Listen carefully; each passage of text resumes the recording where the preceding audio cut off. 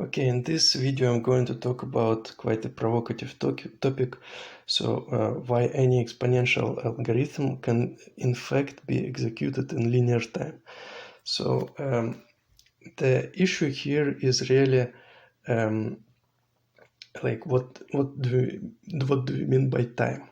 So an exponential algorithm, like by definition, it seems that it should be executed in exponential time. But what it in fact means, an exponential algorithm is an algorithm that requires an exponential number of steps to execute. So an exponential algorithm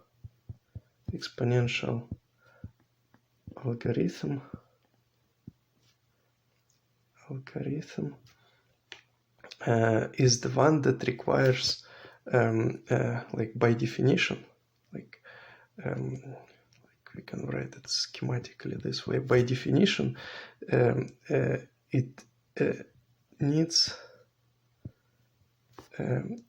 exponential number of steps. But what I am claiming here is that it can be executed in linear time, and time is not the same as the number of steps. So why is that? Well, it's because of the progress of the computing technology. So like every year we have more powerful computers, and so what this means is that by linear time, I really mean the time, not the number of steps. So let's say that there is some exponential algorithm that we determine that it requires, like we calculated for some specific case that it requires to execute, let's say, 10,000 years, like for some specific number of specific size of the input, like it requires 10,000 years. Okay, like let's say there is some stupid guy who decides, okay, I will do it. So let's start. Like I have 10,000 years in my lifespan, and I'm going to try to execute it. So he starts, let's say in 1980, he starts to execute it on the computer at the time.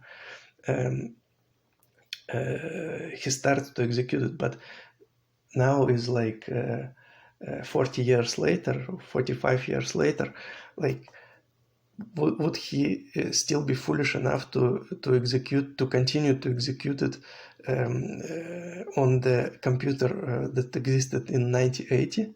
Like 45 years passed, which is a small fraction of the 10,000 years that required to execute this algorithm.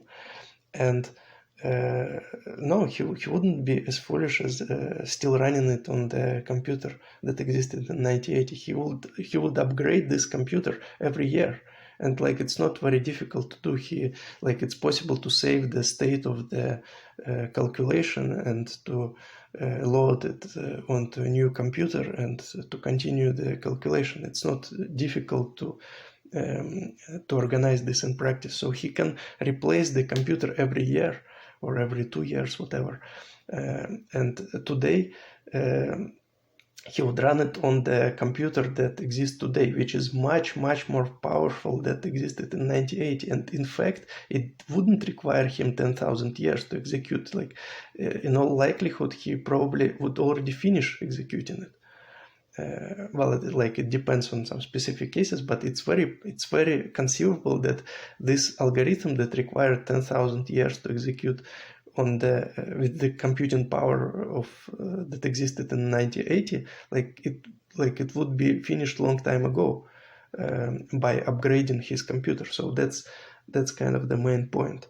So I'm going to model this situation. So let's say that so we know the Moore's law, or like there are some more loose kind of notions of the progress, but like generally speaking, we assume that the progress is exponential. So like if we draw a picture of So this is time, and this is the number of steps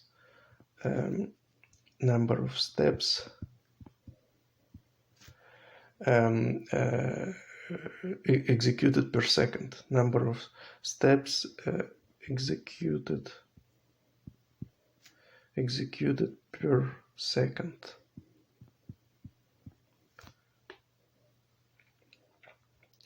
So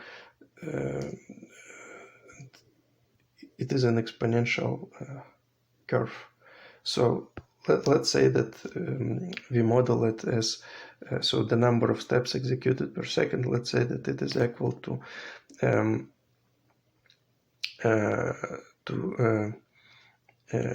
d multiplied by e. No.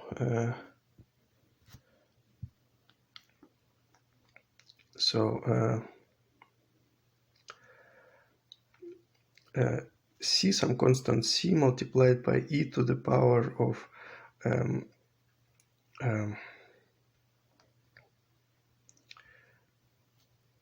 dt. Well, d is kind of an ambiguous letter. Don't want to use it.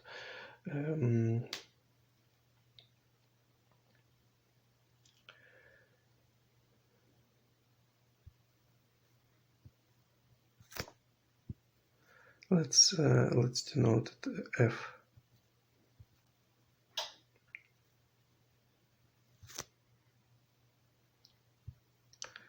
Okay, let's denote it p, pt. So and the original algorithm requires let's say that we have an algorithm that like we have a problem that has a parameter n, certain the size of the input. N is the size of the input. Size of the input. And the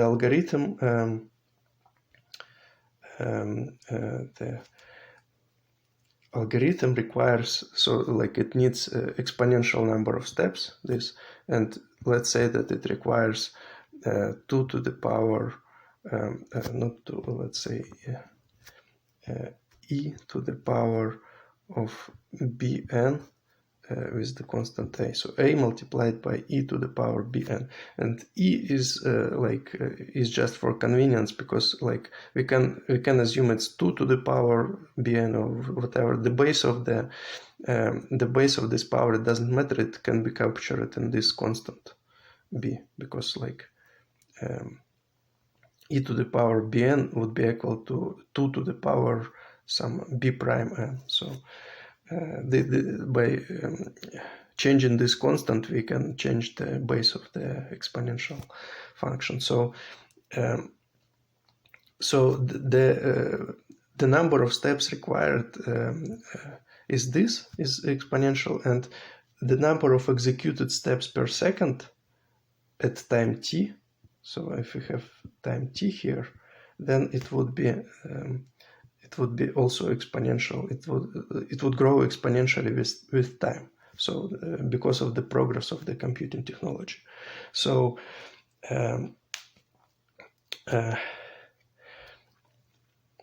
right. So now we need to calculate how many steps we will execute after, like, from 0 to capital T. So let's say we have this time capital T, and we need to calculate how many steps. So the number of steps executed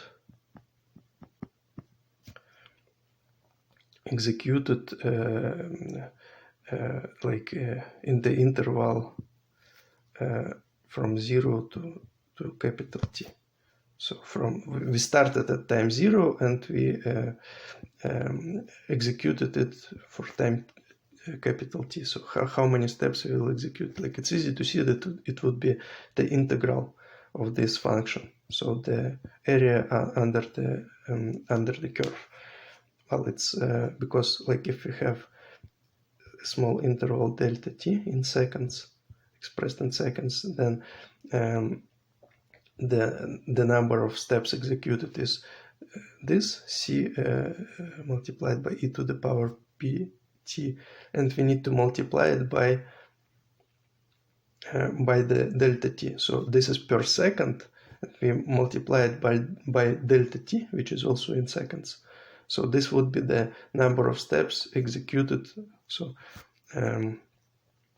c e to the power pt multiplied by delta t. This would be the number of steps executed. This would be the number of steps executed in this interval delta t, right? So when we sum all of this together from 0 to capital T, this would be exactly the integral. The limit when delta t tends to 0, this would be exactly the integral. So the number of steps executed in this interval from 0 to capital T, this would be the integral from 0 to capital T of c e to the power pt dt. And that's why I didn't want to use the constant d, and so that not to confuse it with the d in the integral, dt in the integral. So this is equal to well, c constant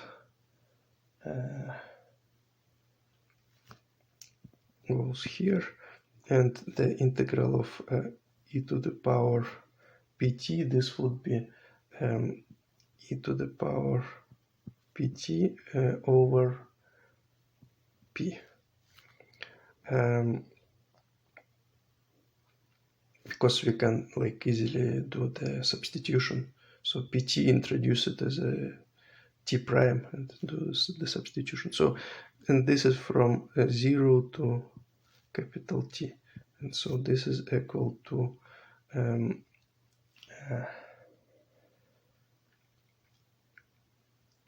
this is equal to c e to the power pt minus 1 over p.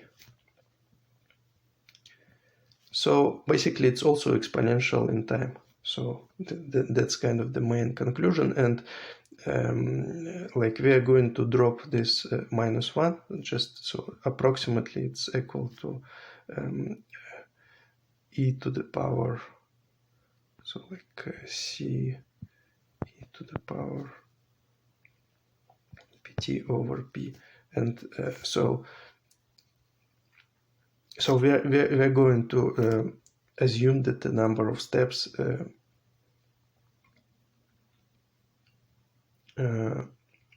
so it's also exponential, so we are going to just to introduce new constants, just not to complicate things. So the number of steps, so this is equal to, let's say,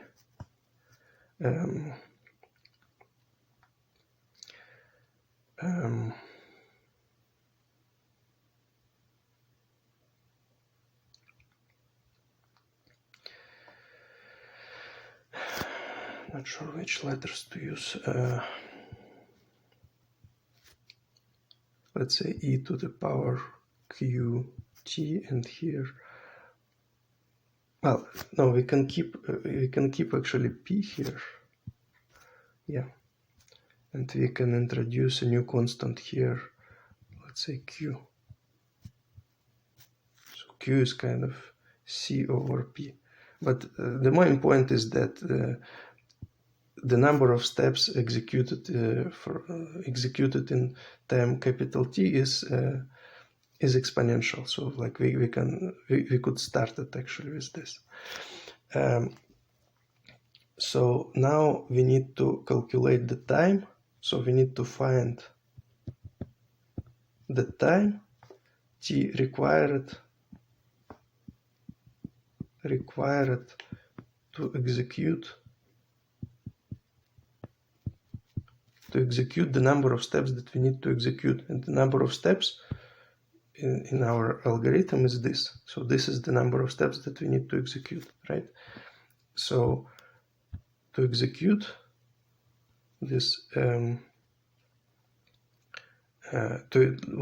required to execute our algorithm. Let's write it this, our algorithm for input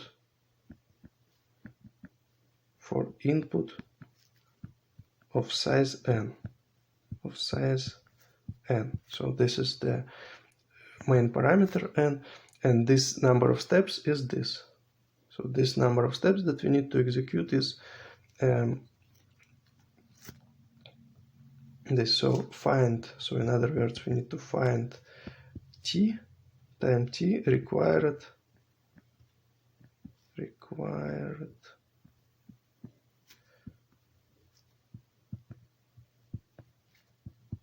to execute a multiplied by e to the power bn steps, right? Steps. So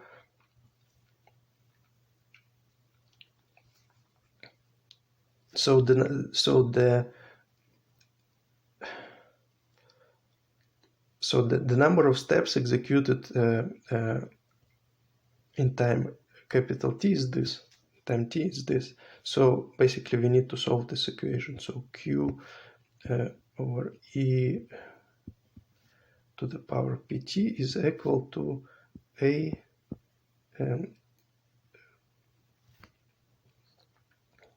e bn, a multiplied by e to the power bn. So we need to find t that satisfy this equation, right?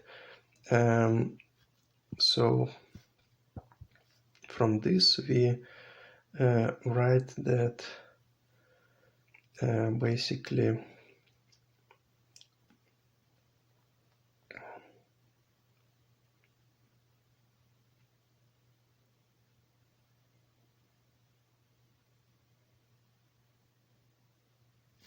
so e to the power pt minus bn is equal to a over q. So this is a constant, and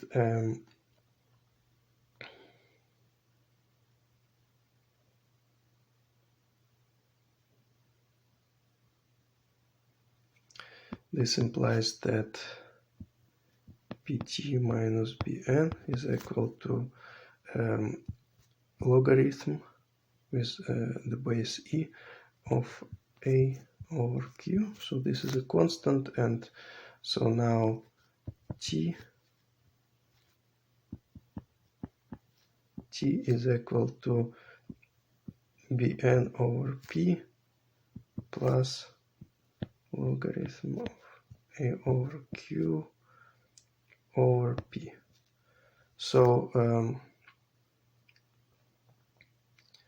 so this is a constant, and this is also a constant. So basically time t is equal to some, if we introduce some other constants, no, I ran out of letters, let's say alpha n plus beta we can even drop it completely, it doesn't matter. So this is a linear function. So this is a linear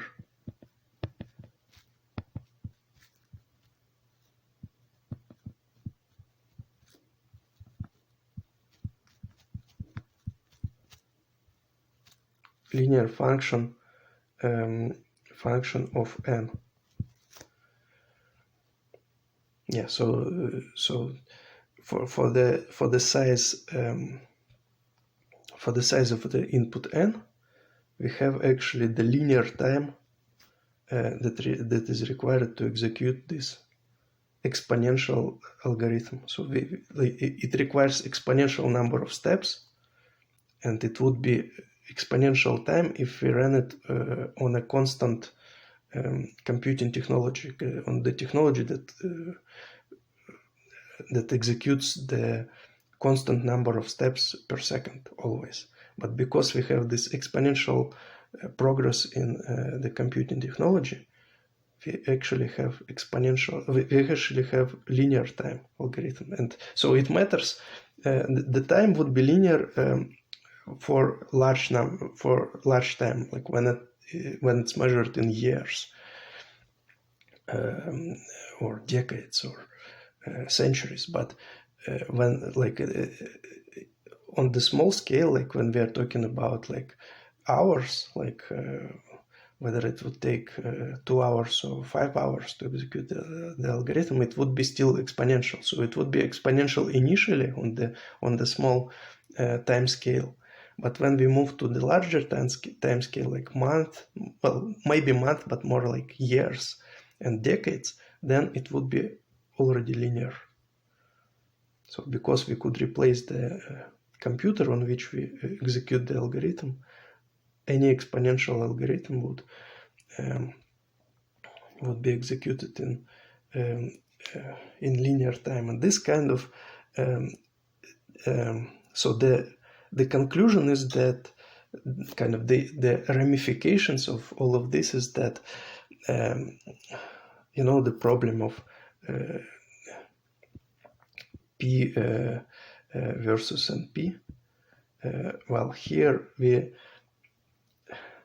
it's a much stronger statement. It's not just NP, because NP is the algorithms that can be executed in polynomial time on a non-deterministic Turing machine. So, but it's a subset of exponential algorithms. So not all exponential algorithms belong to NP. So like the implications of this on large time scale is much stronger than if we concluded that P is equal to NP. Like P is not equal to NP. Well, we don't know yet if it's equal or not equal, but it's strongly suspected that it's not equal. But the implication of this is much stronger than if we concluded that P is equal to NP.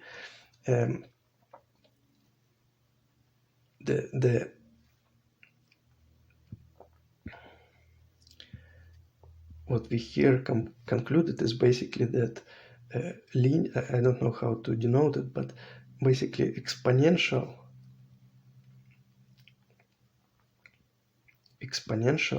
which is much larger set than NP, so much larger set than NP, is the same basically as linear,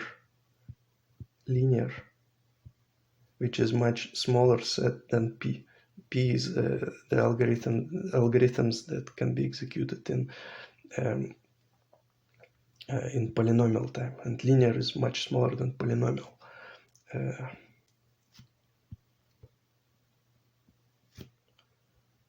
Yeah, so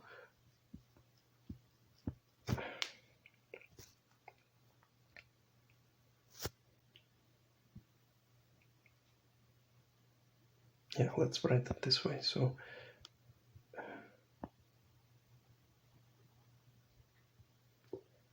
this is much smaller than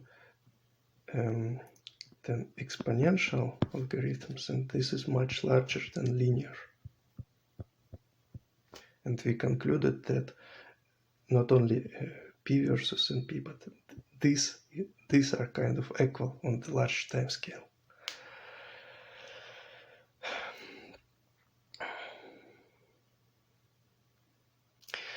Yeah, so that's it for this video.